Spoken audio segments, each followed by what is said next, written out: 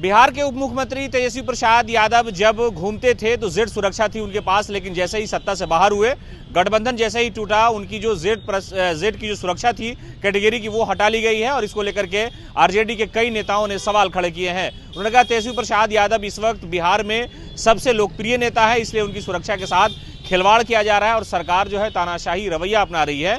हालांकि तेजस्वी प्रसाद यादव भी सत्ता से बाहर हुए और 2 deputy CM Bharatiya Janata party के नेता बनाए गए, सम्राट चौधरी और विजय कुमार सिन्हा। उन्हें जेड सुरक्षा देने की घोषणा की गई थी और उनकी जो सुरक्षा है वो चाक चौबंद कर दी गई है। लेकिन तेजस्वी प्रसाद यादव की जो सुख सुविधाएं थी राजनीतिक तौर पर, जो एक आदमी सत्ता में होता है और खास तौर से जब वो किसी राज्य का उप मुख्यमंत्री हो तो उन्हें वो सुरक्षा और वो सुविधा दी जाती है। लेकिन ये सरकार का फैसला होता है, गृह विभाग का, और ये जो विभाग है वो मुख्यमंत्री नीतीश कुमार के पास है। कल तक मुख्यमंत्री नीतीश कुमार तेजस्वी प्रसाद यादव के साथ सत्ता में थे, लेकिन जैसे ही वो भारतीय जनता पार्टी के साथ गए, नई सरकार का गठन हुआ, उसके बाद जो बीजेपी खेमा से 2 नेता डिप्टी सीएम बने। हालांकि अभी तक मंत्रिमंडल का विस्तार नहीं हुआ, 9 लोगों ने राजभवन में शपथ ली थी और ये भी एक सवाल इस पर खड़े हो रहे हैं कि आखिरकार मुख्यमंत्री नीतीश कुमार और भारतीय जनता पार्टी के नेताओं में आखिर अनबन क्या हो गई कि अब तक मंत्रिमंडल का विस्तार नहीं हो रहा है और सिर्फ मुख्यमंत्री नीतीश कुमार सारा विभाग संभाल रहे हैं। विभाग का जो कामकाज है वो जो वरीय अधिकारी हैं वो कर रहे हैं और मुख्यमंत्री नीतीश कुमार के सिग्नेचर से हो रहा है।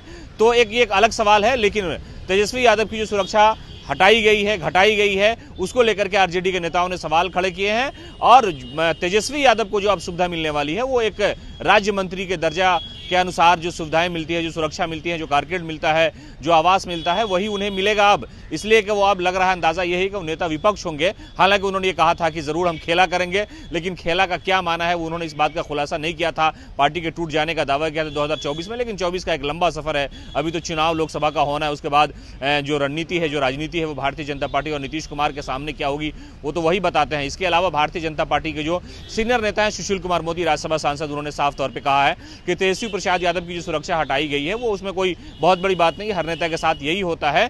लेकिन कल जिस तरह से ईडी दफ्तर के बाहर आरजेडी के समर्थकों की बड़ी भीड़ थी और तेजस्वी यादव ने हौसला बढ़ाया और अपने जो कार्यकर्ता नेता थे उनके सामने वो ये कहने का प्रयास कर रहे थे कि घबराने और डरने की जरूरत नहीं, ईडी और सीबीआई आती रहती है।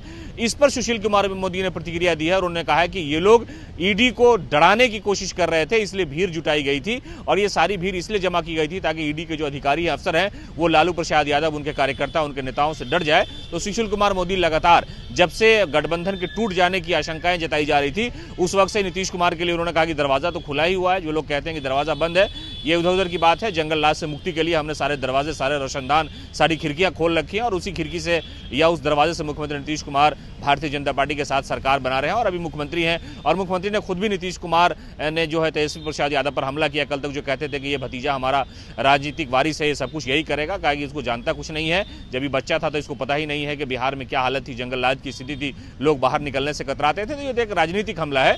लेकिन तेजस्वी प्रसाद यादव की सुरक्षा घटाए जाने से उनके नेताओं ने, उनके कार्यकर्ताओं ने चिंता व्यक्त की और कहा है कि एक बड़े नेता के साथ, एक पॉपुलर नेता के साथ इस तरह का सरकार का जो मनमाना रवैया है वो न जनता के लिए ठीक है, न लोकतंत्र के लिए, न तेजस्वी यादव की सुरक्षा के लिए।